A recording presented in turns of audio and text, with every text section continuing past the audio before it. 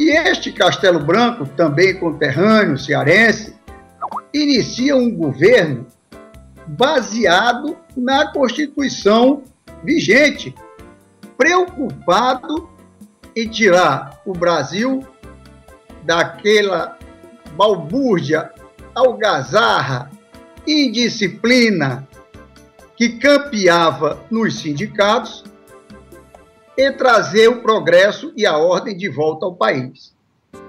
E assim ele começa em 64. Um governo completamente democrático, liberdade de expressão para todo mundo, quando os partidos de esquerda, que já se consideravam no poder, inclusive é ilustrativa a frase do Brizola, que dizia, no comício do dia 30 de março, no Automóvel Clube do Brasil, no Rio de Janeiro, nós já temos o poder, só falta termos o governo. E outro ainda, nós estamos no governo de fato, só falta estarmos de direito. Ou seja, eles tinham plena convicção que a revolução comunista que eles estavam implantando já estava vencedora. Quando é deflagrado o movimento contra esta revolução, que foi esse movimento dos militares no dia 31 de março, o dia subsequente a esse discurso do Automóvel Clube, eles são surpreendidos porque aquelas forças que eles diziam possuir, como o Grupo dos 11 de Leonel Brizola ou as ligas camponesas aqui em Pernambuco, se dissolveram sem um enfrentamento às forças de segurança que foram para acabar com esta baderna. Inicia-se um governo completamente democrático, apoiado pela imprensa, apoiado pelos industriais, apoiado pelo povo, apoiado pela igreja. Era um governo apoiado por todos, 90 milhões de brasileiros, exceto por aquela minoria que perdeu o poder que eles já haviam nas suas mãos. Inconformados, 2 anos depois, eles fazem o primeiro atentado terrorista.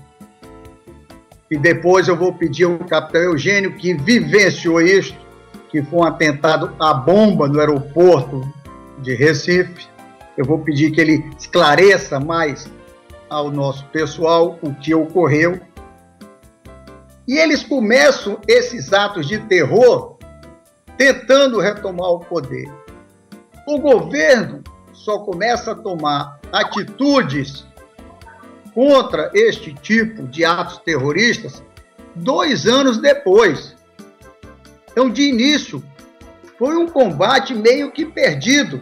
Ninguém estava preparado para enfrentar terroristas, que são aqueles que atacam a população inocente, que não tem nada a ver com os ideais dele, nem com a tropa, nem com quem morreu muito por atos de terror.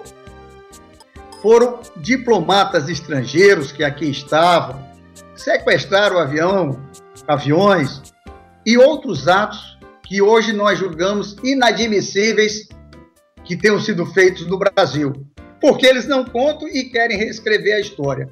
Mas vamos ouvir o capitão Eugênio, que participou ativamente, viveu esta época bem mais do que eu. Eugênio, por favor, complemente essa nossa ideia.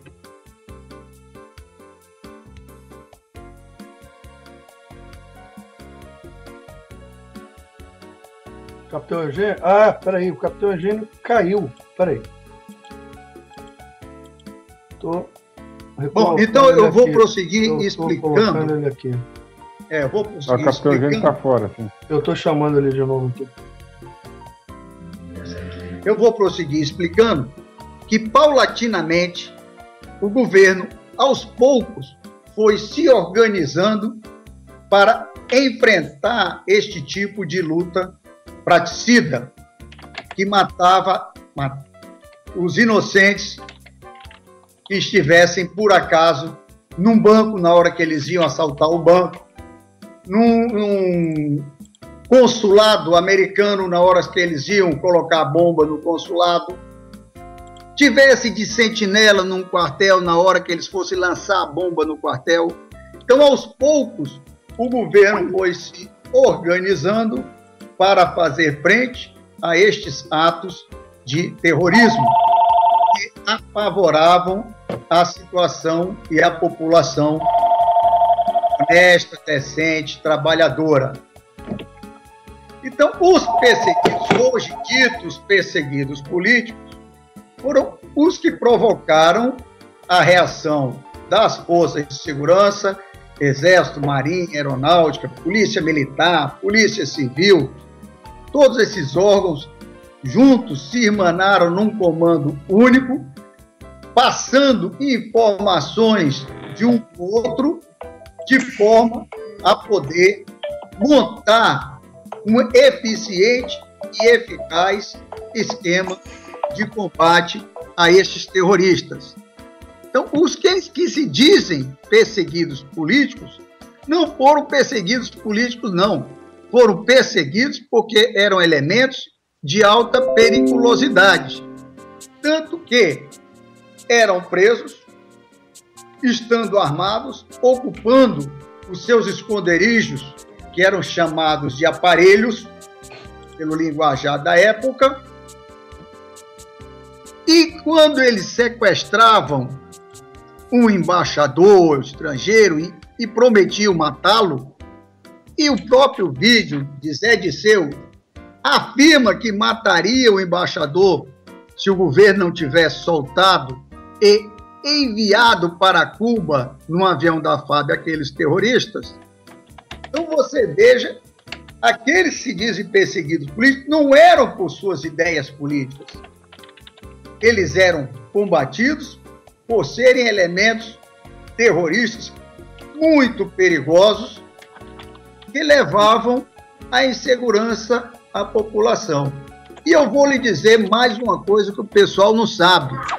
A única insegurança que se vivia a juventude, as mulheres naquele tempo, era desses terroristas.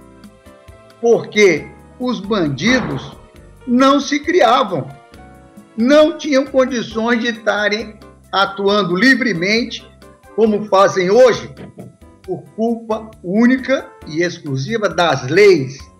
Eu quero aqui afiançar que conheço o trabalho das polícias militares que prendem os bandidos, prendem assaltantes, assassinos, e eles rapidamente voltam para o convívio.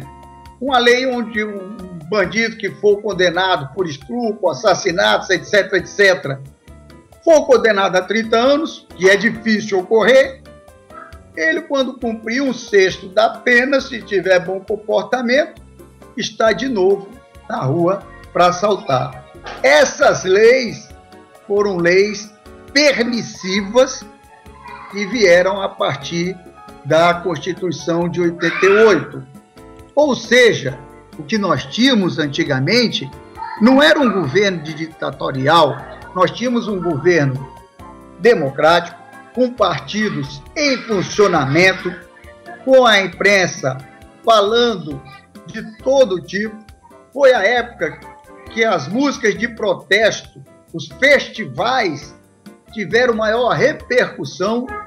Os grandes compositores que nós temos hoje ganharam fama durante aquele governo, fazendo músicas, atacando, e hoje eles estão calados e envergonhados do papel ridículo que fizeram. Alguns reconheceram e fazem o meia-culpa, mas a grande maioria ainda continua como um cego defendendo o indefensável. Então, esse nosso trabalho que foi feito pelas forças de segurança, essas forças que tiveram que se preparar a duras penas para combater estes atos de violência, só deveriam merecer o aplauso da imprensa e da população brasileira. Então, é um detalhe que deve ser esclarecido à população brasileira. Mas o que ocorreu? O governo reescreveu a história, ocultando o que eles fizeram e aparecendo como vítimas, como perseguidos, que foram para Cuba porque eram perseguidos por suas ideias. E eu estou aqui para afiançar que, se lerem jornais da época, tiverem paciência de pesquisar revistas da época, a Fatos e Fotos, o Cruzeiro e outros tipos, vão ver que eram atos violentíssimos, que eles eram presos e só saíram do Brasil devido a outros atos de terror que o governo se dobrou para evitar um mal maior.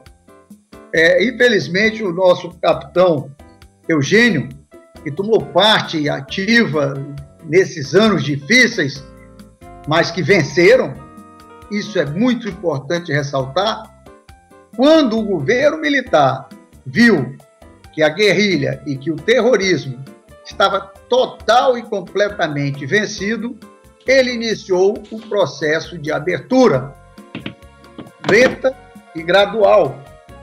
E com isso, o governo foi que decidiu devolver, porque já tinha feito o seu papel. Então, ele devolve todo aquilo que tinha iniciado, querendo fazer em 64 e que foi impedido devido a esses atos de terror. Certo. Se tivesse havido apenas a oposição política, muito cedo nós teríamos tido o fim da sequência dos generais presidentes.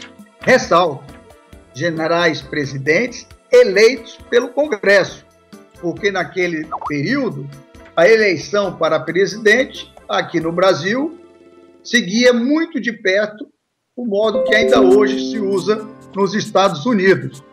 O povo lá não elege o presidente, elege aqueles que vão votar para presidente. E aqui, quem votava para presidente era o Congresso. O povo elegia seus senadores e seus deputados, e na época oportuna, os partidos apresentavam os seus candidatos, que eram eleitos pelo Congresso. Então, os presidentes que nós tivemos, nenhum deles procurou se eternizar no poder, nem reeleição quiseram. Estavam ali para cumprir a missão de melhorar a nossa pátria, e que foi o que fizeram. Tudo que nós temos hoje que permite o progresso do país foram feitos durante os 20 anos de governo militar. As hidrelétricas, que estão ainda hoje, são daquele tempo. As grandes estradas que permitiram a integração e a circulação de riqueza são daquele tempo. Portos, aeroportos, toda a parte de leis beneficiando, tinha o Mobral, tinha o projeto Rondon. Então, nós temos uma infinidade de realizações dos governos militares que permanecem até hoje e que permitem que esses governos que sucederam a partir de 85, que nada fizeram pelo povo, continuassem a usufruir dessa infraestrutura, não só legal, mas como física, que foi preparada por aqueles presidentes que eu ressalto, entraram pobres e saíram pobres. Exatamente. Não tem como hoje nenhum desses que enriqueceram, nenhum quis criar o Instituto da Reeleição. Isso. Nós temos agora. Então, há uma diferença muito grande entre o que chamamos de ditadura e o que eram aqueles governos democráticos dirigidos por um presidente que, por acaso, tinha sido um general do Exército Brasileiro. Exatamente. Eu queria pedir ao capitão Eugênio que cortasse o vídeo, porque seu sinal de conexão está amarelo, vai cair. Isso. Agora ficou melhor. Muito bem. General Manuel e Capitão Eugênio, aprofundando, considerando os planos do Foro de São Paulo, do qual a gente já ouviu aqui bastante, do qual os socialistas e comunistas brasileiros fazem parte, incluindo os planos para a Pátria Grande, qual é a sua percepção dos danos e ameaças à estabilidade institucional, à segurança nacional, à segurança e soberania nacional?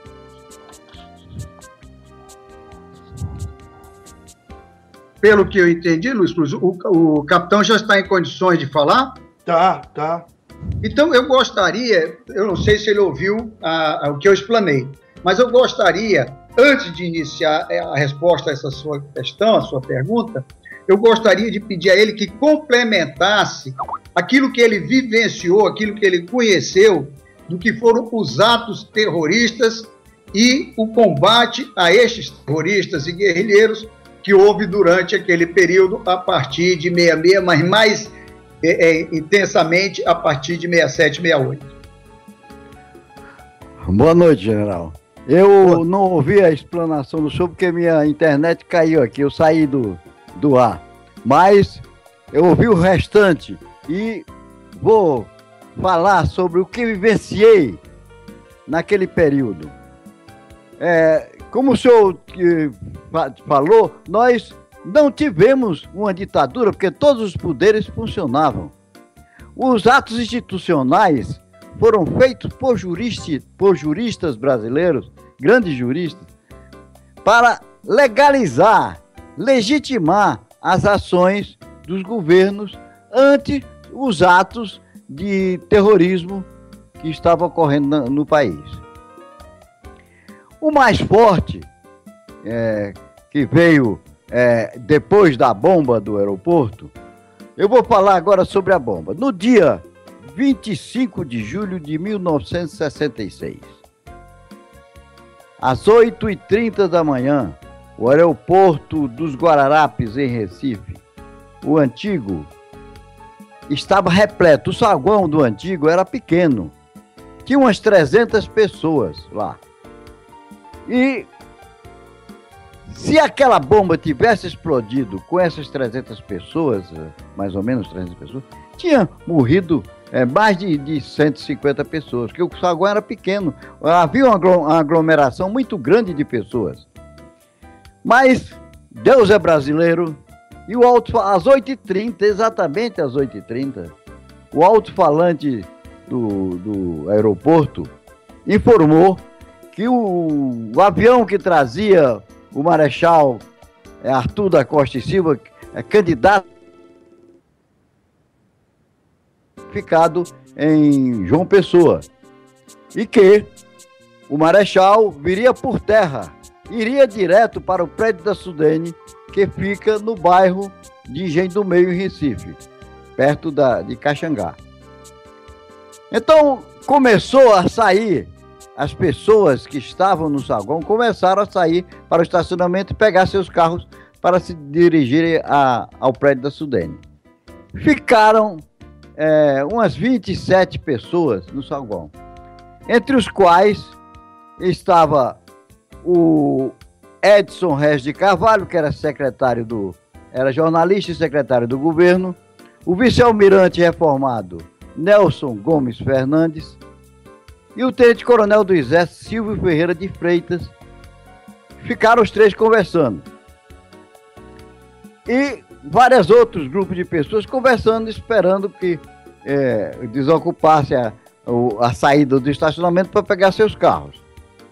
Quando eu estava presente no momento que tinha sido designado para uma missão, e vi quando o guarda civil Sebastião Tomás de Aquino, chamado de Paraíba, porque ele tinha sido jogador do Santa Cruz, com a maleta preta na mão, perguntando quem era o dono daquela maleta, porque tinham esquecido a maleta ali. Ele passou a uns 6 metros do grupo que estava conversando, o almirante com o jornalista e o tenente-coronel Silvio. quando de repente houve uma explosão, uma tremenda explosão. De início, eu não entendi o que estava acontecendo, né? Eu pensei que o prédio do aeroporto estava vindo abaixo, ou que um avião tivesse caído em cima do aeroporto, do prédio. Mas, quando começou a fumaça dissipar, a caliça das paredes assentar, eu vi o almirante com a cabeça esfacelada, o jornalista, assim, a 3 metros de mim, o jornalista Edson Regis com o abdômen aberto, e o tenente-coronel Silvio com a mão no ombro esquerdo, tentando segurar, estancar o sangramento do ferimento no ombro, e a mão pendente sem os 4 dedos. Só lhe ficou o polegar. Os 4 dedos tiveram uma extração traumática por estilaço da bomba. E tinham 17 pessoas feridas, entre os quais um garoto, Roberto Gomes de Barros, que naquela época tinha uns 6 anos de idade, hoje deve estar um homem. Então, por aí se vê a maldade, o espírito do terrorismo. Se essa bomba tivesse explodido com as 300 pessoas, mais de 300 pessoas, no saguão, todos comprimidos, eu não sei se o general ou algum de vocês conheceram o antigo aeroporto de Recife. O saguão era pequeno, não dava talvez uns 30 metros de comprimento por 10 de profundidade. Era pequeno. Havia uma compressão humana muito grande ali. Teria sido uma mortandade, uma carnificina muito grande. Bem, após isso, e após o ataque do deputado, a afronta que o deputado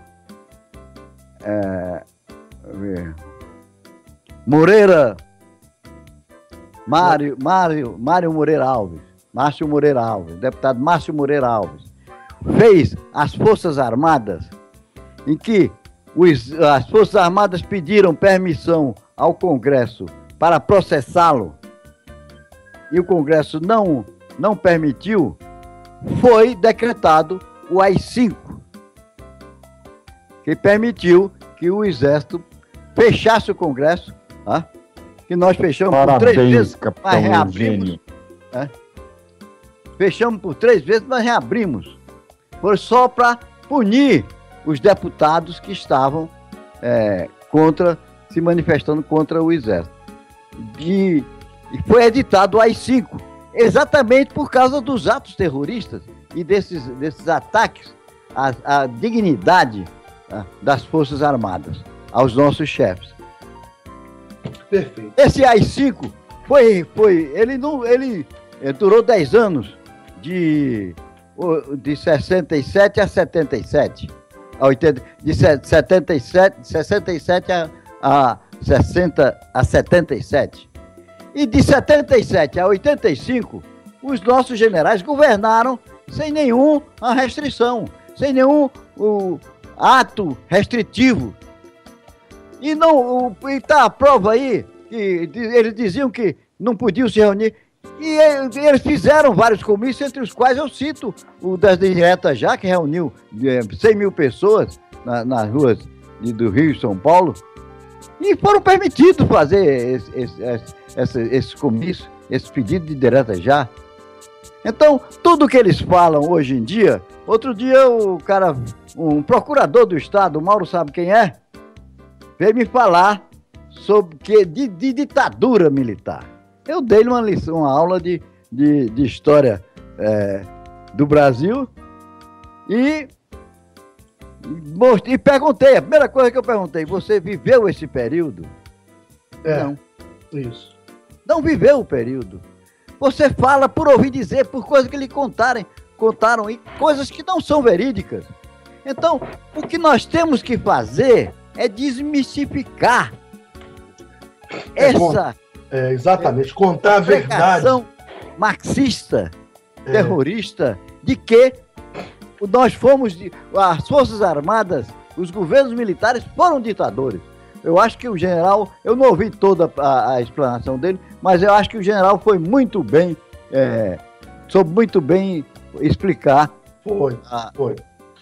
Agora, acho que vocês falaram muito bem, mas eu gostaria de ver também qual é a sua percepção dos danos e ameaças à estabilidade institucional que existe agora, a segurança, a soberania nacional. Qual é a sua visão disso? Bom, eu vou começar respondendo, porque isso aí vem desde o princípio do comunismo, sim. Que deve se acabar com o patriotismo, com a ideia de pátria. É ainda baseado naquela ideia, operários de todo mundo unidos, que eles nunca conseguiram. É impossível, porque cada um, em cada pátria, tem suas línguas, seus costumes, suas tradições e sua maneira que ele quer que seja governado. Então, a partir da hora que o Brasil começa a abrir mão de sua soberania para estar atrelado a um governo maior, chamado Pátria Grande, envolvendo líderes socialistas, perigosíssimos, porque são populistas, e com isso eles levam a nação na qual estão à falência, como já fizeram com Venezuela, estavam fazendo com a Argentina, que soube reagir a tempo, a Argentina estava sendo destruída como a Venezuela foi, como o Equador está sendo, como a Bolívia está sendo. Nós estamos caminhando, porque ainda não conseguimos reverter, para nos transformarmos numa nação falida. Então, a ameaça, o dano, é incomensurável. Nós vamos perder nossa soberania, vamos perder nossa liberdade, vamos perder nossos empregos, vamos entrar em filas de supermercado para receber um ticket com direito a um papel higiênico por mês. E um pão. Então, são danos e são ameaças que todo brasileiro tem que abrir o olho. Essa história da Unasul é de um perigo tremendo, porque nós nos transformarmos no que hoje sofre o povo venezuelano, ninguém de sã consciência pode querer isso para o povo brasileiro. É um povo com dignidade que está mendigando que o governo lhe dê o que comer, porque ele destruiu as empresas produtoras, que estão tentando fazer aqui também. Exatamente. Então você veja como é subreptícia a ação do governo, mas altamente destrutiva. Então todos nós, brasileiros, que temos orgulho de nossa pátria e queremos o melhor para nossos filhos e nossos netos, temos que nos unir para reverter esse caminho descendente do Brasil. O Brasil está encolhendo a olhos vistos, mas encolhendo não é só economicamente, não. Ele está perdendo, diminuindo sua grandeza como um país de valores éticos, de valores morais, um país de respeito, um país de ordem, um país de segurança. Então, nós estamos perdendo tudo isso numa velocidade incrível. Então, todos nós temos que nos preparar para mudar esse estado de coisa e com urgência. Será, eu pergunto agora ao nosso povo, será que o Brasil suporta mais 3 anos desse descalabro que nós estamos vivendo nos últimos anos, perdendo emprego, aumentando luz, aumentando o preço da passagem de ônibus, aumentando o valor do colégio particular, daqueles que ainda podem pagar. Tudo está aumentando e o salário, além de não aumentar, ainda diminui a quantidade das pessoas que conseguem ter um salário. E os impostos ainda aumentam agora, né? E os impostos escorchantes, enforcando o povo brasileiro, e muitos não têm consciência de quando eles vão comprar um remédio para curar uma coisa simples, como uma virose que nós estamos passando agora, ele está pagando quase a metade do preço daquele remédio de imposto, está pagando para o governo. Então, não é admissível que remédios tenham impostos tão altos como no Brasil, bem como alimentação de primeira necessidade. O pobre que vai comprar um feijão está pagando para o governo.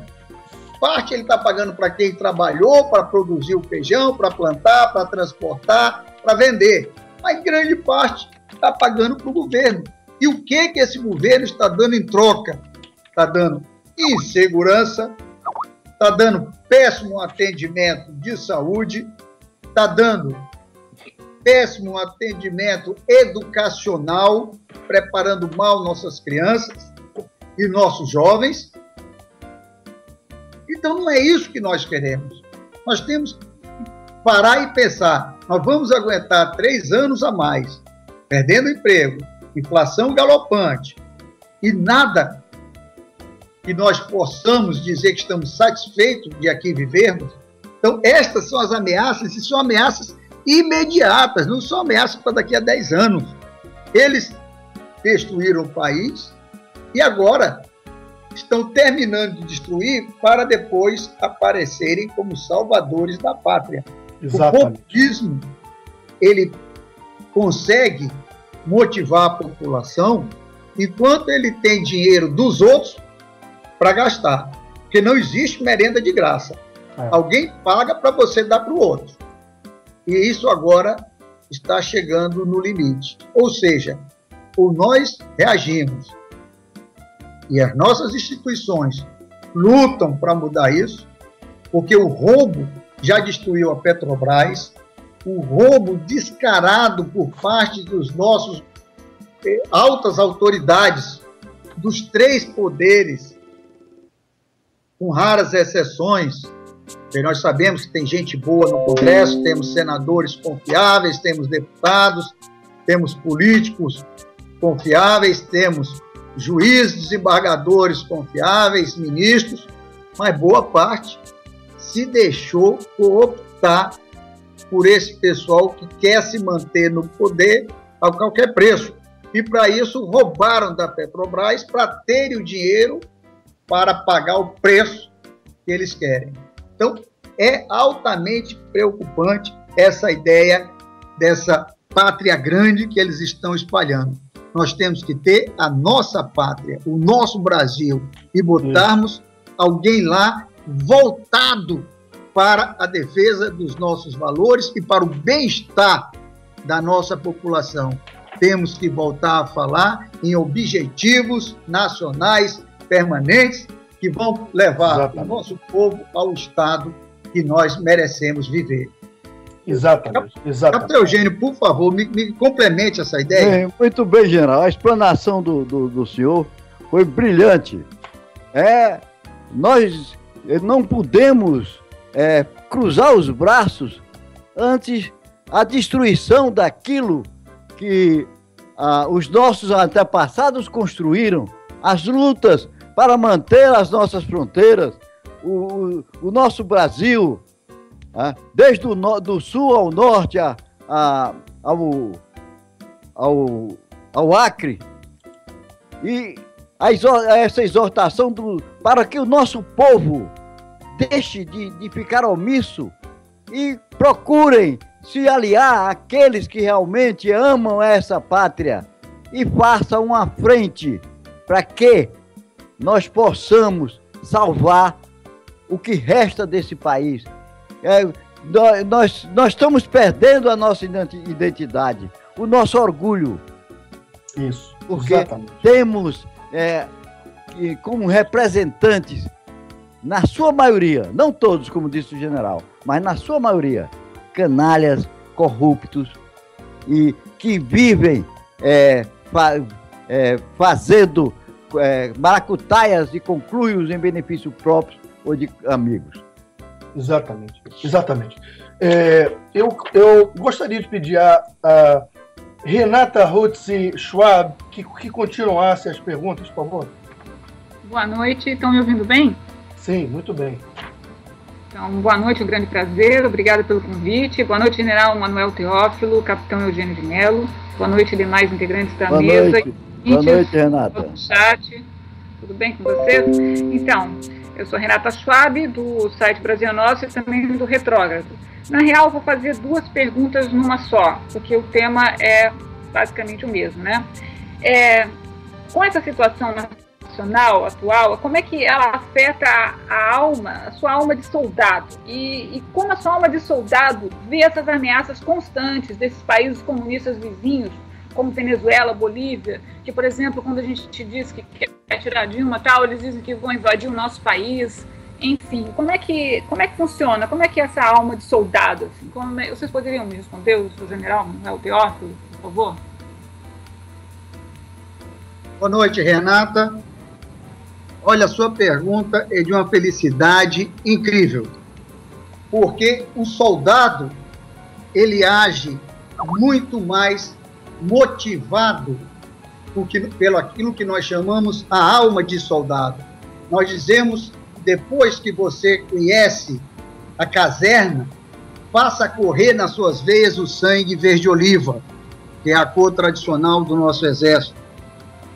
E nessa caserna, nessa escola de civismo, quero ressaltar esta palavra, de civismo, porque lá são os valores do cidadão que nos são ensinados e que nós devemos defender. A nossa alma de soldado foi feita para cultuar os valores mais de perto afetam a vida na caserna. Então ali entra camaradagem, lealdade e respeito ao mais antigo, camaradagem e amizade com os irmãos de arma, respeito com o nosso subordinado, a maneira de tratar os nossos homens.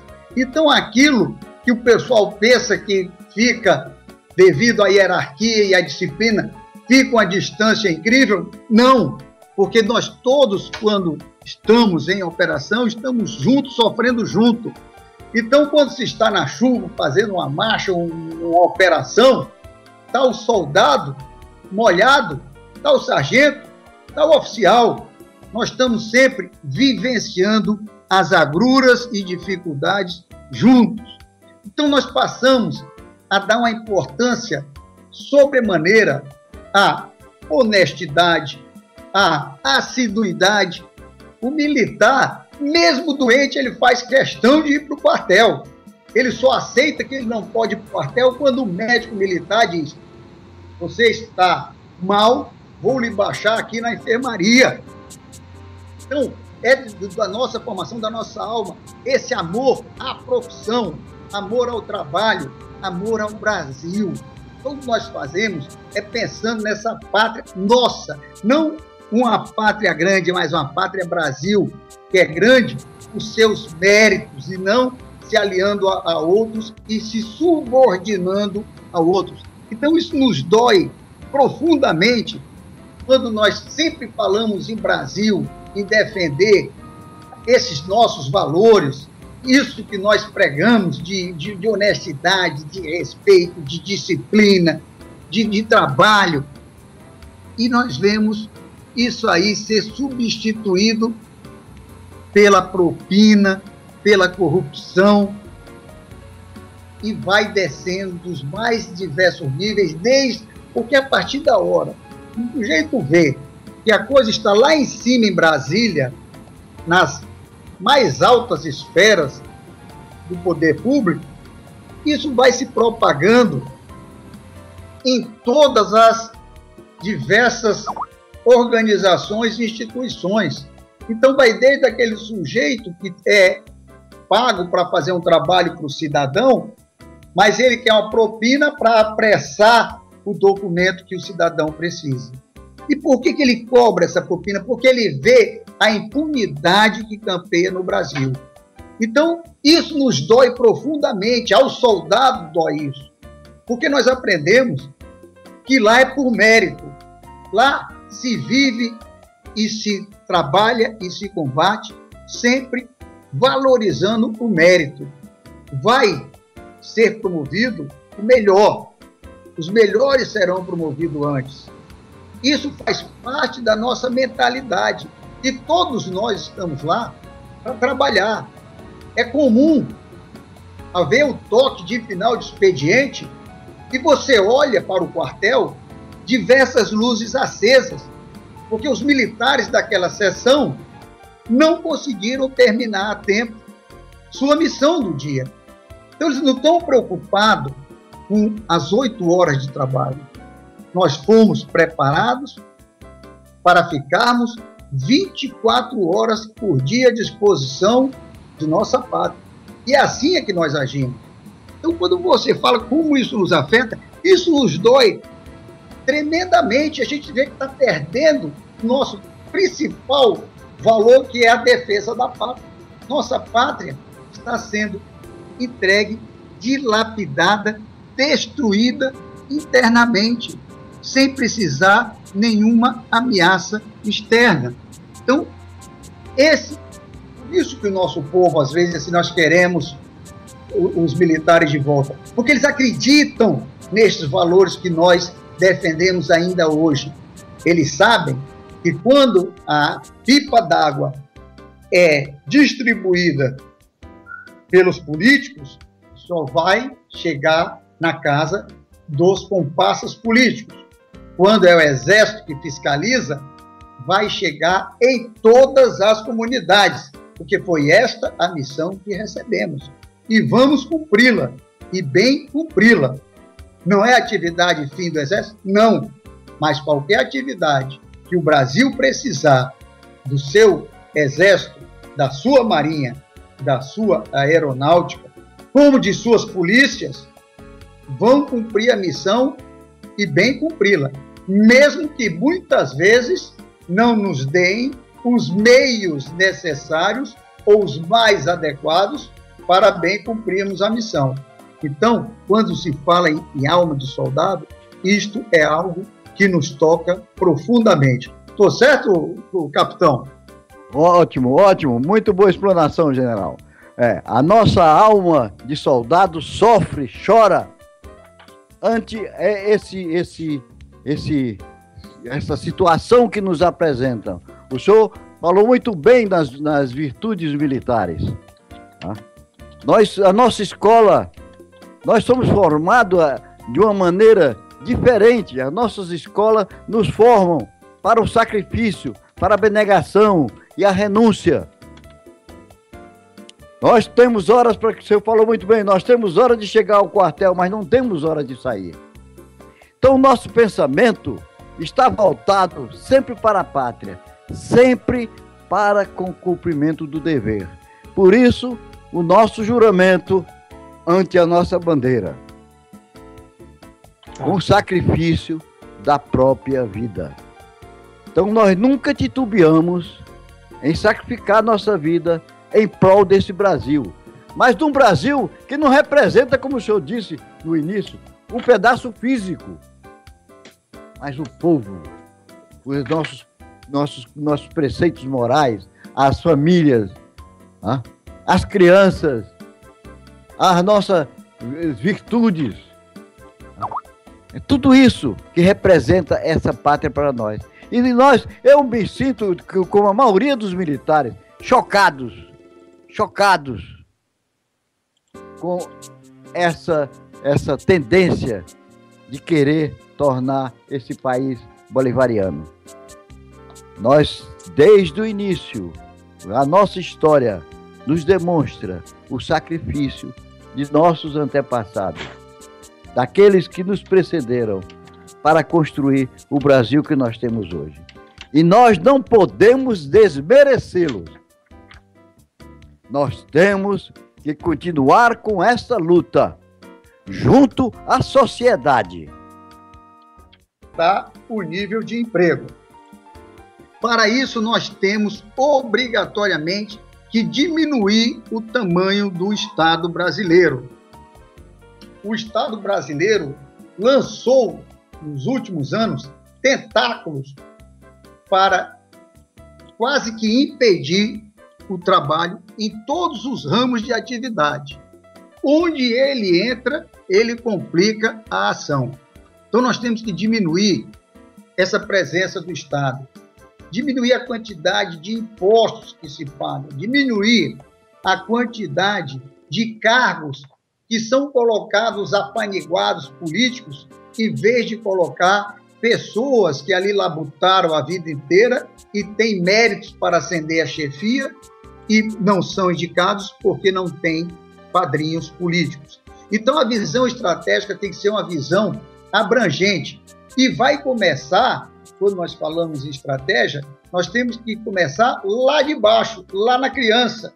Então, teríamos que mudar o ensino público para voltar a haver, primeiro de tudo, respeito dentro das escolas. Isso. Então, é uma coisa tão complexa quando a gente fala estratégia, que normalmente nós definimos qual a estratégia que nós queremos adotar. É a estratégia do ensino? É a estratégia política? É a estratégia militar? Porque é algo abrangente. Então, quando nós falamos de estratégia, nós temos que começar voltando nossa vista para reestruturar o ensino brasileiro para uma realidade que nos apresenta hoje completamente ineficaz, ineficiente, e que, em vez de formar o cidadão, as nossas escolas estão deformando o caráter do nosso jovem.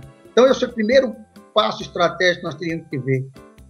Depois, sim, nós poderíamos começar a montar esses arcabouços. O econômico, diminuindo o tamanho do Estado e permitindo a iniciativa privada crescer. Ela crescendo, ela vai abrir mais lojas, são mais empregados para vender, vai construir mais casas, são mais operários para trabalhar na mão de obra, e assim o Brasil volta a dar dignidade ao seu pessoal. Não é preciso nós termos Bolsa Família. O que o nosso pessoal quer é dignidade de ter um trabalho que ele possa dizer: isso aqui eu ganhei com o meu suor, vou levar para comprar o pão e a farinha dos meus filhos. Exatamente. Então, nós temos que diminuir estrategicamente o tamanho do Estado. E diminuindo essa quantidade de ministérios, ninguém consegue, nenhuma escola de administração que a gente estuda pelo mundo fala que alguém pode ter mais do que 15, no máximo estourando 20 pessoas para você reunir e direcionar. Nós temos 40 ministros. Como é que o presidente ele não vai saber nem pelo nome quem são os 40 ministros? Então, tudo isso tinha que ser diminuído. Esse tamanho desse nosso Estado, esse mastodonte ineficaz, ineficiente, tinha que diminuir, permitindo que o nosso povo crescesse, como o fez em décadas anteriores. Então, não precisa estar dando esmola para a indústria automobilística crescer. Basta que permita ao nosso homem trabalhar e ter o dinheiro para comprar aquilo que ele quer. E diminuir a quantidade de impostos sobre tudo. Isso. Se quiser comprar um carro, você vai pagar, dependendo do tipo de carro, esses carros maiores, você vai pagar 60% de imposto. Então, você quer vender o carro, diminui a quantidade de imposto. Você aumenta a quantidade, aumentar a quantidade, a arrecadação aumenta, aumentando a quantidade fabricada, você está dando mais emprego para fabricar mais. É um círculo, como nós temos atualmente vivendo um círculo vicioso que destrói, nós passaríamos a ter um círculo virtuoso que facilitaria o crescimento. Exatamente. E teríamos podido falar ainda da estratégia militar, mas vamos deixar para outra oportunidade. Muito bem. Agora, eu gostaria que o capitão complementasse, que ele tem perfeitamente. Por favor, Eugênio. A minha conexão só está caindo. Alguém está me sabotando aqui. Mas, como o general falou, nós precisamos de enxugar essa máquina do Estado. Nós fazemos o nosso sacrifício com os impostos, mas ela não faz sacrifício. Ela não diminui o tamanho do Estado. E nós precisamos de desenvolvimento. Sem desenvolvimento não há emprego. E é uma balela, uma mentira dizer que o país não tem pobreza. O país é pobre. E a base da pirâmide é de quase mendigos. Porque essa esmola que eles dão, essa esmola eleitoreira, denominada Bolsa Família, que eles denominaram, porque isso existia desde do governo do FHC, dividido em bolsas por escola, Vale Gás e salário de família, etc. Eles juntaram tudo e dizem para o Brasil inteiro que foi eles que inventaram isso. Não. E isso não traz riqueza para ninguém. O que traz riqueza para o homem é emprego, é oportunidade. Agora mesmo hoje eu estava lendo a história que eles votaram numa universidade aí, criaram uma universidade para o pessoal da CUT, vão entrar sem exames. O que é isso? É uma desvalorização, é a inversão de valores. São os acordos da Unasul, então, esse é o problema. Pois é a inversão de valores. Isso é que nós temos que combater, que nós temos que conscientizar o nosso povo, que eles não devem aceitar isso. Eles devem aceitar um emprego digno, como disse o general aí. É o emprego que dignifica o homem. E é isso que eu tenho a dizer. Né? O general fez uma explanação brilhante. Eu tive aqui um sabotador na minha rede aqui, que de vez em quando me derrubava. Mas eu acho que foi uma boa palestra, né? Muito elucidativa. Né? A gente tem as perguntas agora do doutor Leandro Simino. Que ainda tem as perguntas para fazer. Doutor Leandro, por favor. Eu tenho boas perguntas para serem feitas, mas eu vou respeitar aqui o acordo que nós fizemos anteriormente, General Manuel Teófilo e Capitão Eugênio de Mello. Apesar que nós conversamos um pouquinho antes sobre isso, né? Mas vamos lá. A pergunta seria o seguinte: dentro logicamente, tudo que o general comentou, tudo que o senhor comentou, e essa visão essas ameaças constantes que a gente vê dos países comunistas, Venezuela, Bolívia, essas ameaças do MST, a gente sabe que tudo isso está ligado aos acordos da Unasul, tá certo? Na verdade, para a formação da Pátria Grande. Então, pergunto tanto ao general quanto ao capitão, qual é a visão que vocês têm dessas ameaças constantes a nós, o povo honesto, trabalhador, brasileiro, enfim. Bom, eu vou me permitir começar, porque nós temos que dividir essa pergunta em duas partes para fazer a resposta. Nós temos ameaças internas e ameaças externas. Ameaças externas, tipo Maduro avisando que se houver o impeachment da Dilma, ele invade o Brasil. Ou a ameaça externa do Evo Morales, da Bolívia, no mesmo sentido. Bom, as ameaças externas são risíveis. Primeiro que nós sabemos que os eixos estratégicos que demandam daqueles países ao Brasil são facilmente bloqueáveis. Então, você, com pouca tropa nas vias de acesso que demandam o interior do país, você bloqueia qualquer tentativa.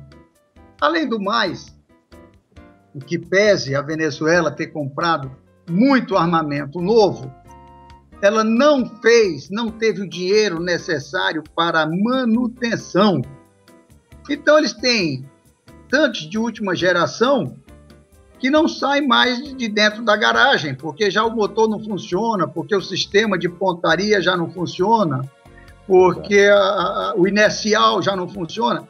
Então, é uma balela, é uma brincadeira para a gente rir quando dizem que vão invadir o Brasil. Agora, muito mais preocupante são as ameaças internas.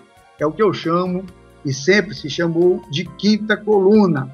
São aqueles que procuram parecer que estão do nosso lado, mas para nos apunhalar. E aí eu cito as ameaças feitas pelo Lula, dizendo que vai colocar o exército do Stedley na rua. Que exército de Stedley? Nós só temos um exército no Brasil, é o exército brasileiro, que é preparado, adestrado, equipado para a defesa da pátria. Exatamente. Qualquer outra coisa é arremedo. Eu acho também que na hora que o exército de Stedley se defrontar com qualquer tropa equipada e adestrada e armada para o combate, vai acontecer como aconteceu com as ligas camponesas em Pernambuco. Não ficou um para fazer frente à nossa tropa. Some todo mundo. Vem armado, mas não tem coragem, não tem a estrutura, não tem a formação moral, não tem a coesão e a fé nos seus chefes que nós temos. Então, é perigoso, não é em relação ao exército. O perigo desses ditos exércitos de CUT, MST, MTST e por aí afora, é quererem atacar a população ordeira, tipos patriotas que nós estamos hoje conversando com todos eles, numa manifestação pacífica. Esse é que é o grande perigo. General, isso aconteceu agora no Fórum da Barra Funda. Nós fomos agredidos, eu não fui no Fórum da Barra Funda, mas já houve esse confronto. E a mídia pega a polícia militar, né, e se põe como bandida da história, né? E aconteceu também em Brasília, quando eles atacaram a gente, o nosso acampamento. Sim, é verdade. Eu me admiro muito, aliás, eu não me admiro nada de um ex-presidente do Brasil, que nem o Lula, fazer uma ameaça ao povo ordeiro e trabalhador. Como é que um presidente se dá esse papel? Então, é isso que eu estou falando, do perigo. Não é deles contra o Exército Brasileiro, é deles contra os patriotas brasileiros, como aconteceu, como o Leandro acabou de comentar. Então, o que vai acontecer se isso voltar a ocorrer? É aqueles que foram agredidos começarem a se preparar para uma defesa. Isso leva ao quê? Isso leva à guerra civil. Exatamente. Perigosíssimo. E já está acontecendo lá no Paraná. A gente já vem falando sobre guerra civil, nós estamos caminhando para isso. Aliás, continuando nesse tema, não é? Qual deve ser, general, o posicionamento patriótico da sociedade honesta, produtiva e patriota? Então, nós voltamos àquela primeira pergunta, para a segunda, aliás. Os nossos patriotas, eles têm que começar a se conscientizar e têm que começar a ir para as manifestações, têm que começar a mostrar esse governo de descontentamento e tem que começar a exigir dos órgãos de segurança que deem a segurança necessária às suas manifestações. Caso isso não ocorra, vai dar a esse o direito da autodefesa prevista na nossa Constituição. Eu não estou. Pois é, mas a questão. Nada. Olha só, a questão é que quando, por exemplo, chegou em Brasília, foram as mulheres negras atacando a gente. E aí foi um camarada, veio um cara com uma faca para cima da gente. E o nosso patriota estava lá em último recurso para defender a vida lá da menina. Ele deu um tiro pro alto, e foi preso. Oi, Mauro. Eu vou contar bem rapidamente como esse foi o episódio, porque eu estava lá presente e eu fui testemunha ocular. A condenação pela mídia, principalmente pela Rede Globo, do policial civil que deu 3 tiros pro ar, ele só fez isso porque uma menina chamada Isabela Trevisan, depois de ter levado 5 chutes no estômago, e uma mulher veio, segurou o ombro dela com a mão esquerda e a mão direita tinha um punhal, o nosso amigo não tinha, o policial, por obrigação. Daniel, né? Daniel. Não tinha, não era o Daniel, era o... Marcelo Penha. Marcelo Penha, isso mesmo. Obrigado. O Marcelo Penha estava a uns 4, 5 metros de distância, era uma fração de segundo para dar a punhalada. Ele só teve a alternativa de sacar a arma e dar 3 tiros pro ar. E foi preso. O que é um absurdo total e absoluto. Será que que o pessoal não está vendo que isso é uma aberração, que as instituições, quer dizer, a polícia é uma instituição, ela não está funcionando, que ela está comprada, ela está intimidada a reagir como os comunistas querem. Eles tomaram a hierarquia, assim como os comunistas tomaram a hierarquia do exército, das Forças Armadas, porque o chefe das Forças Armadas agora é um comunista, o Aldo Rebelo, é o chefe do partido lá do PT. Então eles tomaram também a liderança da polícia. Então os comunistas tomaram de assalto as forças de defesa da nação. Por isso nós temos que ir contra essa PEC 51 e volto aqui a falar, só uma continuação, por favor, tanto o capitão Eugênio quanto o general Manuel Teófilo. Nós fomos convocados pelo general Mourão para a luta patriótica. O que o povo brasileiro precisa é dessa orientação que nós passamos aqui, tudo que nós acabamos de falar, tudo que tanto o general quanto o capitão Eugênio passou. Nós fazemos isso, mas há um desmembramento dentro do povo, uma desorientação geral dentro do povo brasileiro, porque eles procuram alguém para seguir. Ainda eu percebo isso, eles têm que seguir alguém.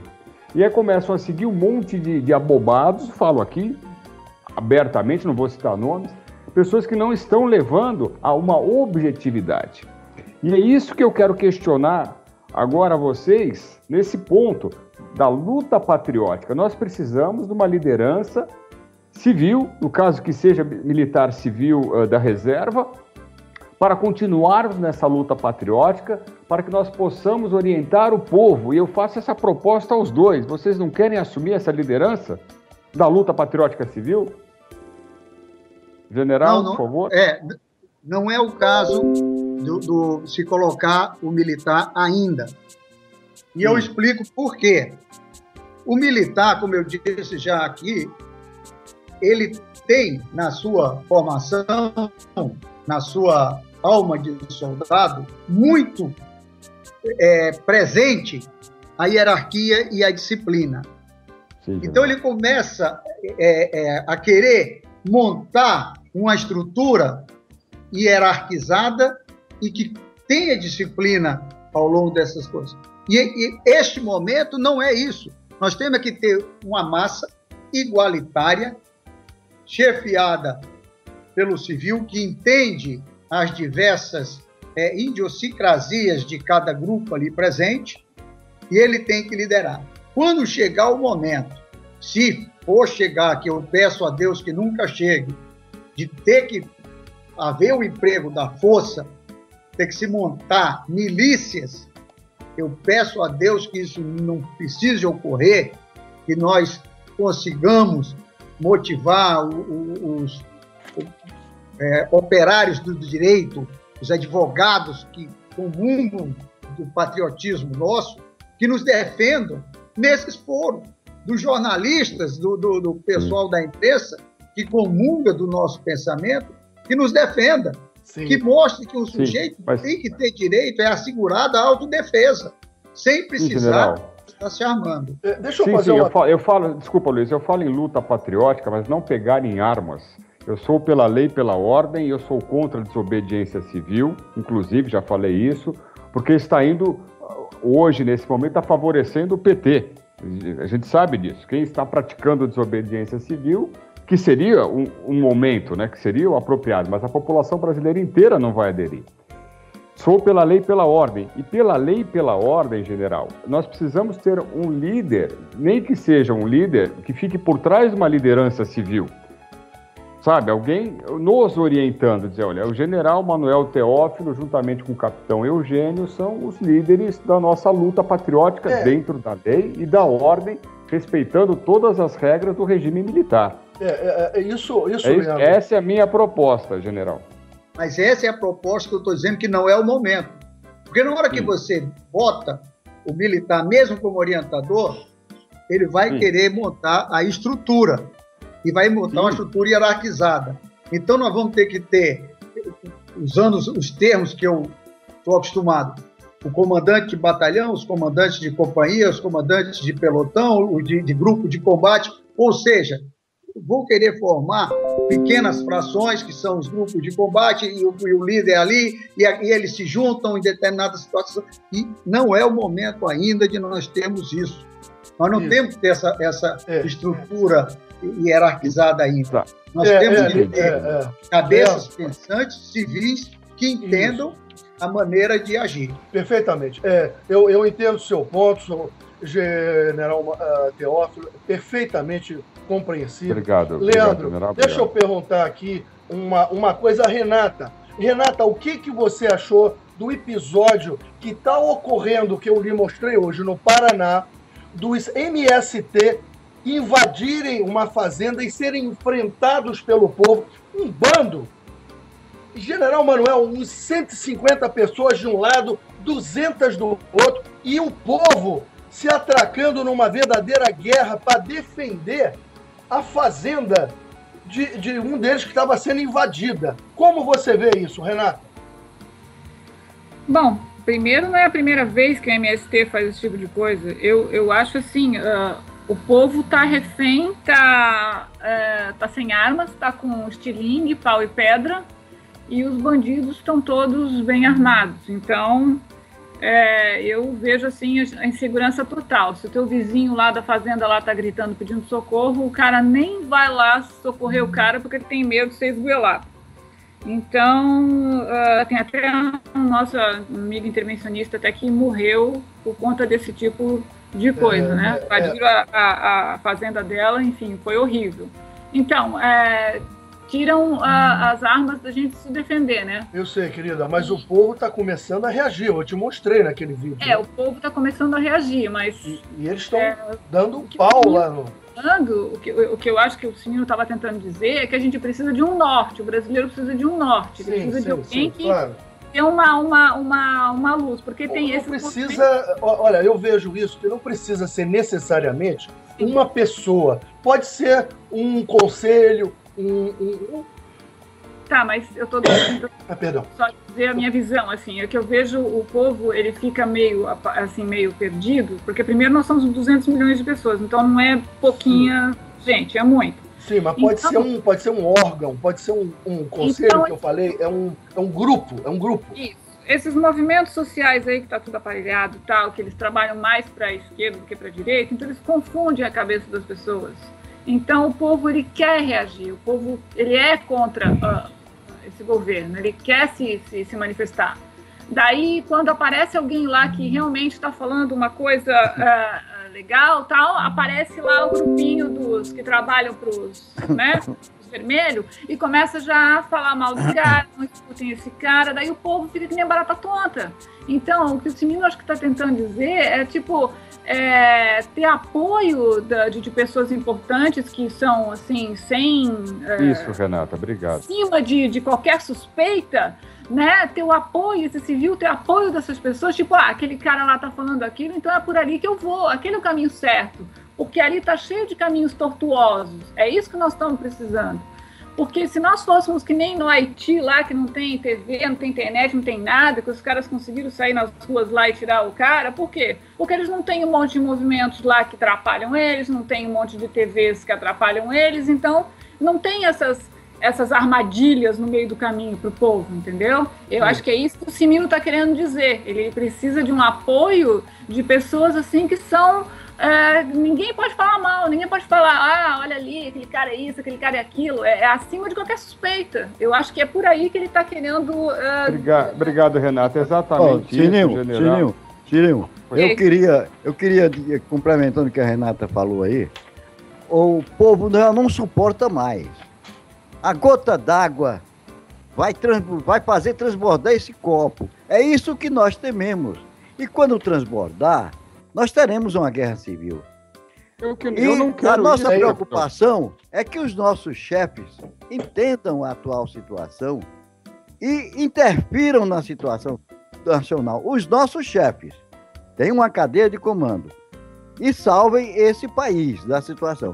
Porque aqui, onde eu moro, no bairro de Fortaleza, pegaram 3 ladrões. Há 2 semanas atrás, mataram todos 3. Quando a polícia chegou, os cabas estavam mortos de pancada. A população revoltada por causa da insegurança que tem, dos assaltos. Então o povo está agindo. Porque quando chama a polícia demora a chegar. Então o povo está agindo. Quando chega, solta. O que aconteceu? Baseado nesse problema nós vivemos esse período em 64, quando os usineiros lá de Pernambuco, lá do Cabo e da Paraíba, se uniram, pegaram jagunços, tinha um grupo de jagunços armados para enfrentar as ligas camponesas. E como o general falou, as ligas camponesas armadas de foice, faca, tridente. Quando nós chegamos no Engenho Galileia, lá em Vitória de Santo Antão, para prender no dia 31 de março, prender a liderança, todos eles correram. Ninguém enfrentou o exército. Então, esse MST, essa CUT, eles não nos fazem, medo das Forças Armadas, não. Um confronto com eles fogem. Agora, o que acontece a nossa preocupação é com vocês, numa representação, como aconteceu, numa manifestação, como aconteceu aí em Brasília, como aconteceu no Paraná, né? Serem atacados por esses grupos. Lá no Paraná foram 150 pessoas de um lado, 150... Eu acho que foi... Eu não sei se não dá para contar direito, mas foi muita gente e o pessoal saiu ferido, cabeça quebrada, braço quebrado, não sei se matou alguém, mas foi um negócio muito sério. O povo já chegou à conclusão de que não adianta chamar a polícia. Eles chegaram a essa conclusão. Então nós estamos nós estamos vivenciando o início de uma guerra civil. Estamos, e nós sabemos disso. Eu estou fazendo essa proposta. O general também tem essa concepção. O general tem essa concepção também. Nós estamos próximos à guerra civil. E só quem pode evitar essa guerra civil são os nossos chefes. Mas nós temos que esperar por ele. Nós temos uma cadeia de comando. Certo. Não, a gente entende. Agora, veja bem. Desculpa, Luiz, eu compreendo perfeitamente isso. Nós não poderíamos, já que a situação toda que nós já estamos vendo, vivenciando, e nós já sabemos que o caminho é a guerra civil, que o povo, lógico, logo vai estar todo mundo desempregado, com fome, vai faltar luz e tal. Não podíamos fazer uma pequena comissão entre nós aqui, irmos até o comando militar, conversar com o general Vilas Boas, com os nossos chefes, vamos colocar dessa maneira, ter uma conversa séria com eles, e fechada. Não precisamos tornar isso público. Leandro, Estou ouvindo. Eu não sei, não vamos discutir isso off, porque o general Vilas Boas já declarou várias vezes que ele acha que as instituições estão funcionando perfeitamente. Nós sabemos que estão olhando, Luiz, logicamente todos aqui, eu não concordo. A população que está nos ouvindo, estão funcionando, claro, a favor do comunismo. Não, a favor do comunismo, porque funcionando não está. Funcionando. Se você vai no posto de saúde, você é atendido. Se você vai na escola, você tem educação, sabe? Se você chamar a polícia vem até você. Não é? Essas instituições estão funcionando. Veja, o próprio Exército está funcionando. Não é isso? Marinha, Aeronáutica, a Polícia Federal estão funcionando. Ou não? Olha, esse é o ponto. Se você me dizer que estão, eu vou dizer que não. Porque para mim a justiça é a justiça de verdade, a justiça imparcial. Concordo, e todos aqui concordamos, nós temos o mesmo ideal. Isso é nítido aqui, só pelas nossas conversas nós já sabemos disso. Mas nós estamos vendo que está tudo caminhando para implantar o comunismo e o povo, a grande maioria do povo, não está vendo. O povo foi necessário. Deixa eu te colocar uma coisa, Leandro, que eu acho que é muito importante. Nós todos discutimos isso aqui. Eu estava conversando com a minha filhada. Ela foi criada como pessoa da classe média lá do Rio de Janeiro. Ela tem ojeriza política, não quer discutir política. Ela quer ir eu fui para a faculdade dela, ela de medicina, papapá, ela é médica e ela não se mete em confusão, ela não se mete em protesto, enfim, ela tem medo. Ela tem medo. Só que eu estava conversando com ela, será que você não vê? Única, viu? Não, e tem muita gente igual a ela. O pior é que não é, Leandro, tem muita gente... A omissão, Luiz, é a omissão.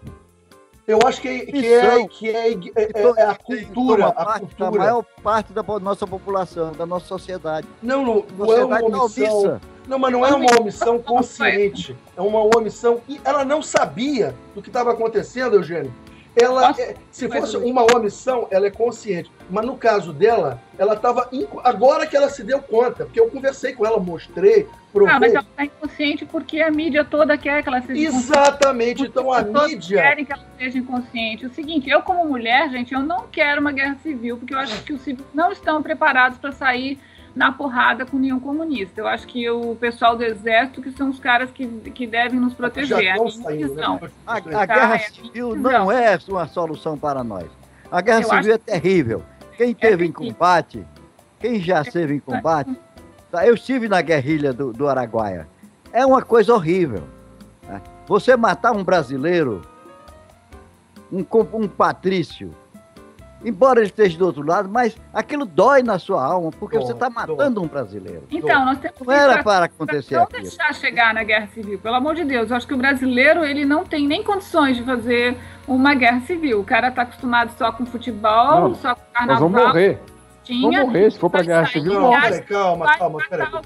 A gente também não é indefeso. A gente tem o mesmo... Não, mas a gente tem a mesma disposição que eles. E mais, a gente tem mais preparo. Não é assim. É que a guerra civil é uma coisa indesejável. A guerra civil não é a solução ideal. Mas essa rádio foi construída para a gente debater quais são as soluções viáveis e eficazes. Então, eu não acho que uma guerra civil seja uma coisa desejável, nem uma coisa... talvez seja eficaz, mas não é uma coisa, não é uma solução boa. Não é solução. Não é uma solução para nós. É o que o Cimino estava tentando falar, Luiz. É o civil se juntar com o militar e a gente ter estratégia para poder eliminar os comunistas.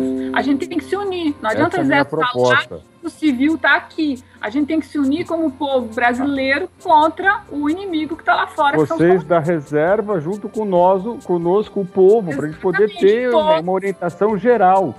Podemos tomar uma posição geral, todos contra o comunismo. Mas a gente, Leandro, teria que conscientizar a população. Exato. O general acabou de dizer isso. A população civil tem que se conscientizar. O trabalho é de vocês, civil, conscientizar, conseguir terem liderança. O grande erro da Revolução, dos governos militares, foi que não houve um surgimento de lideranças honestas. Aí surgiram toda aquela liderança desonesta que nós estamos pagando o pato hoje. Exato. Então vocês, civis, têm que se unir. Não pode chegar num acampamento de um grupo com o mesmo nome e ter 3 líderes, cada qual dizendo uma coisa, propondo uma coisa. Não pode ficar dependendo do militar como babá. Vocês têm que se conscientizar. Primeiro que vocês têm que ser capazes de sentar, conversar e dizer: nós vamos eleger como nosso líder por suas qualidades morais, intelectuais, de convencimento, fulano. Sim. A partir daí, se eu discordar, eu vou discordar para ele, em particular, nunca na frente da tropa, nunca na frente dos outros liderados, que foi o que eu vi. Então, vocês têm que ser capazes de ter essa liderança para os próprios componentes dos movimentos de cada um. Eu estou sentindo esse problema aqui que você está falando, porque eu entrei num Brasil Indignado que congregou vários grupos, cada qual com sua liderança. E muitas vezes eu fico ali calado ouvindo, que eu quero que desponte a liderança civil. E eles ficam discutindo sem chegar a um denominador. O máximo que eu faço é, olha, chega, vamos parar, retomar, voltar ao foco do que nós estamos discutindo e ter uma discussão inteligente.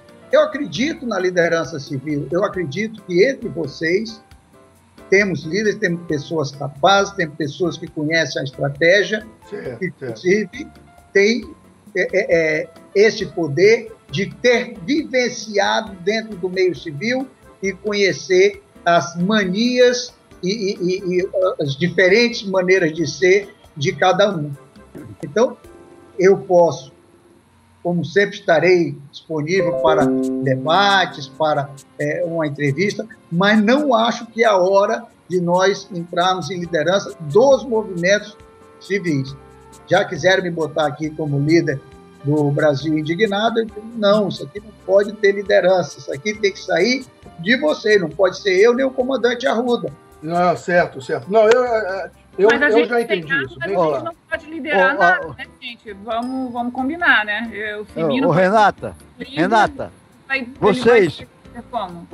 vocês que estão nos ouvindo aí, amigo general, você sabe quem fez a contra-revolução de 1964?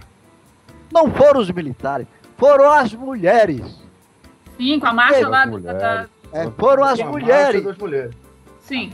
E dentre elas, tinha eu estou esquecido o nome dela agora, mas era uma senhora baixinha, magrinha.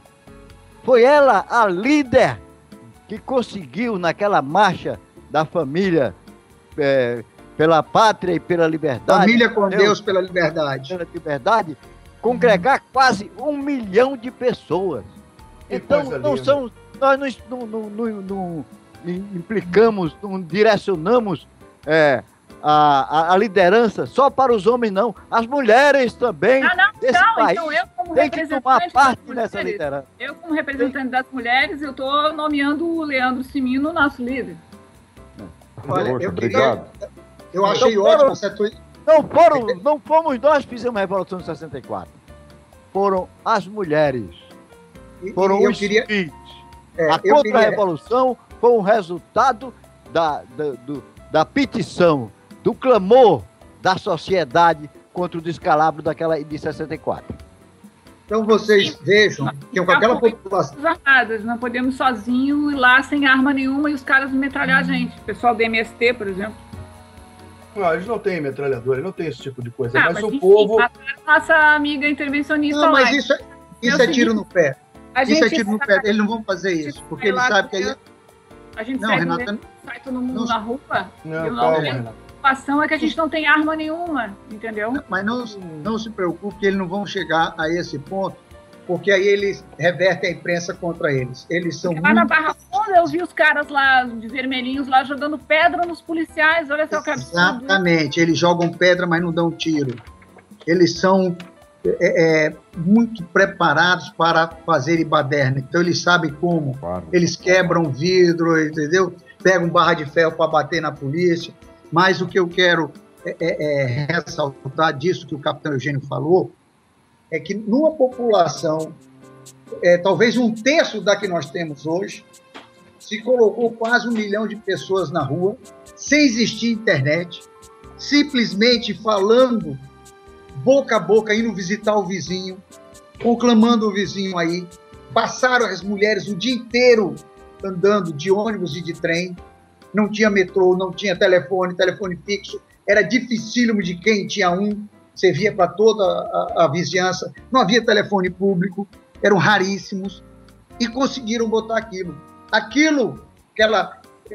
aqueles patriotas mostrando estavam contra aquele governo, que não podiam mais aceitar, foi que motivou que o governador de Minas Gerais, coisa foi São Paulo, o governador de Minas Gerais dissesse: Minas não obedece mais ao presidente Jango.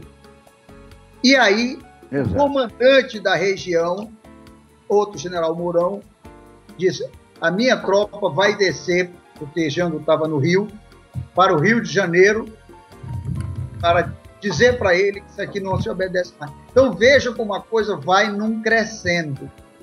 Antes da tropa sair, teve a manifestação maciça da população, depois de um político, e finalmente a tropa do Exército. Mas só tem um detalhe, né, Manuel? Agora, hoje em dia, antes nós tínhamos a mídia, o Jornal do Brasil, era totalmente a favor do povo, da decência, da honestidade. Hoje em dia, a maior mídia que tem, o Globo, está comprada, claramente comprada pelo governo. Eles não emitem nenhuma opinião contra. Então, nós temos uma ferramenta muito grande agindo contra a gente. Excelente. E é difícil vencer esse obstáculo. Por isso que a gente precisa de apoio. Apoio de gente. Peraí. Não tem como alguém falar mal. Isso. Peraí. General, diga. O Luiz Cruz botou uma colocação excelente. Uma mídia de peso não é o Globo Jornal, é o Globo Rede de Televisão. E a grande massa do nosso povo é influenciado pela televisão. A televisão talvez seja o único meio que existe praticamente em todos os lares brasileiros. Eu arriscaria, sem ter nenhum dado, mas que 96% dos lares brasileiros têm acesso à televisão. Sim. Mas nós temos uma arma que vocês estão usando com muita eficiência, estão usando muito bem, que é a internet. Que vocês têm conseguido motivar e esclarecer e mostrar através da internet. Eu parabenizo vocês.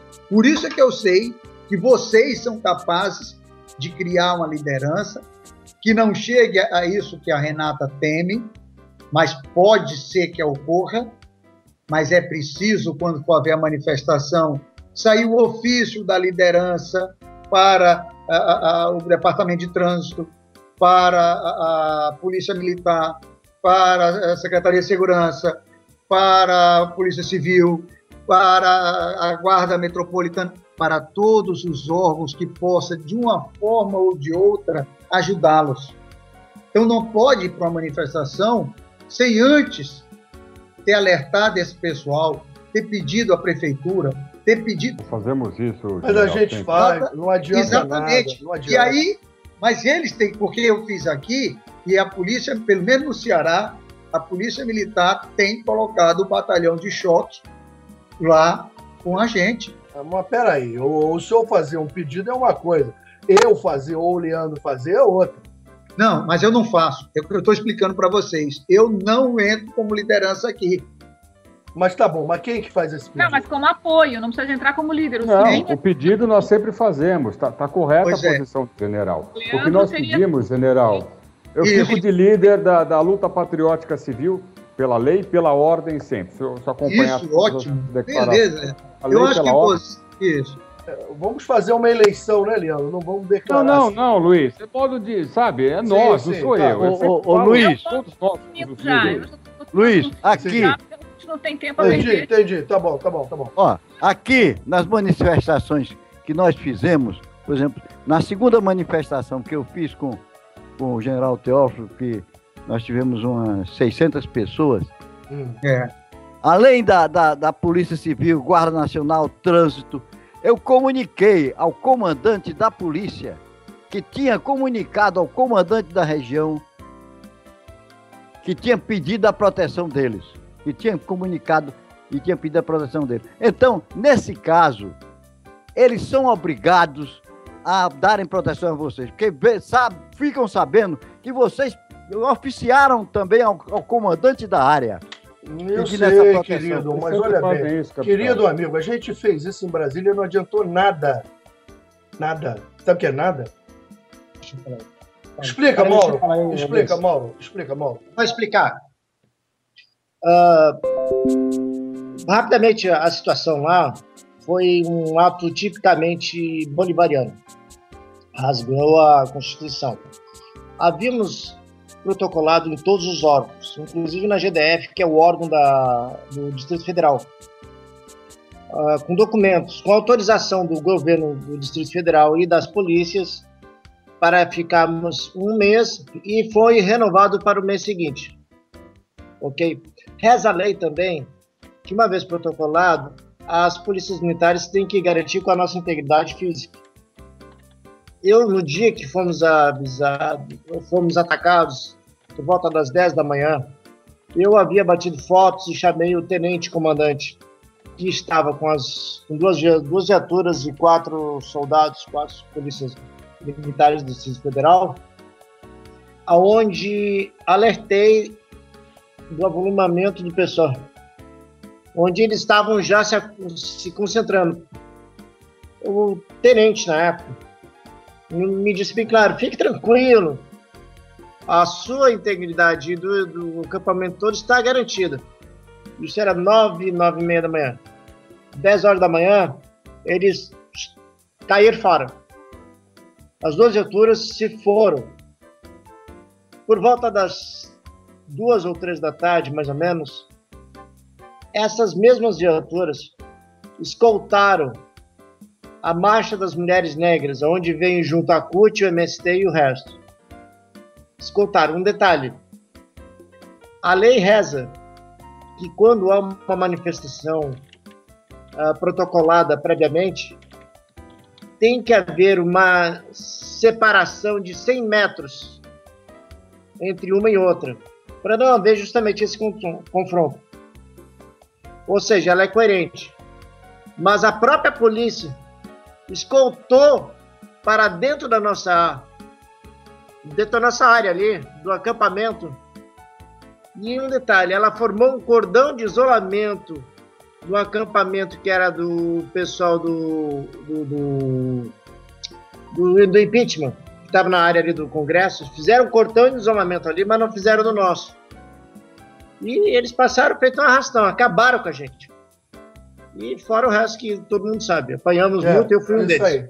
Isso aí. Então, vejam bem, o povo, ele está tentando se manifestar, mas as pessoas da classe média, elas estão com medo, não foram habituadas a lutar pelo que acreditam, a se manifestar, a dizer a sua opinião, a ter a índole combativa, dizer: não, isso está errado, não pode fazer isso, você está completamente fora de linha. Perfeito, Luiz. Está faltando vocês. O povo tem que ir, o povo tem que ter dignidade, tem que ter honra, tem que ter presença, tem que ter iniciativa. Agora, quando chega lá e a polícia se manifesta contra o povo, então está... Vou dizer assim, polícia. A polícia que estava lá, Mauro, não era a polícia civil, era a polícia militar. Eu sei que é só de Brasília. Só de Brasília. Era a Força de Segurança Nacional que eu vi. Pela roupa não era a Polícia Militar, era a Força de Segurança Nacional. Era a Polícia Militar, sim. Era a Polícia Militar do Distrito. Mas era só do Distrito Federal. Do Distrito Federal. Era só do Distrito Federal. Então a gente vê que, pelo menos, tem partes da Polícia Militar que estão obedecendo ordens lá dos vermelhos. Então, como é o outro povo, eles têm que entender, veja bem, que o povo, para se unir, nós nos unimos, fomos lá e dissemos: não queremos a Dilma, não queremos. O que adiantou? Eles ficaram com um pouquinho de medo, os congressistas, tudo uma cambada de patife, e começaram a aceitar as nossas reivindicações. Começaram, mas agora já estão voltando atrás. Quer dizer, o povo já foi lá 3 vezes, nós vamos ter que ir igual a Venezuela, né? Vamos ter que ir 10 milhões. Porque o povo brasileiro, ele tem uma índole, ele foi acostumado, ele foi educado a ser muito, vamos dizer assim, católico, apostólico romano. Ele não quer briga, ele não quer isso, ele é muito acomodado, né? Ele quer festa, ele quer isso.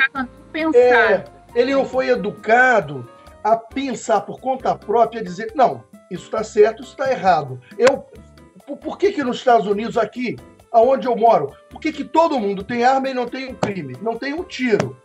Quando tem um bandido que mata, todo mundo bate palma. Por que lá no Paraná, nessa semana,